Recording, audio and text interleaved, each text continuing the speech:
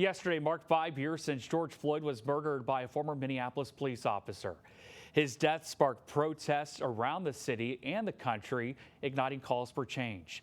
Now the community is gathering to remember the impact of that day, the progress that has been made, and what still needs to be done. Here's Rai Kutena. As the world marks 5 years since George Floyd was murdered, people here in Minneapolis are coming together not only to reflect on what's led up to this point, but to continue fighting for a better future. And I say to myself, how did we get here? Why are we here? When do we get away from all of this? 100 pairs of shoes, most of them belonging to people who've lost their lives to gun violence or police brutality, line Chicago Avenue at George Floyd Square. As the founder of the Walk a Mile in Our Shoes Foundation, Tracy Washington from Florida says she brought the memorial to Minneapolis to honor the memory of George Floyd and many others, including her own son. They took my son away, but they didn't take his mother.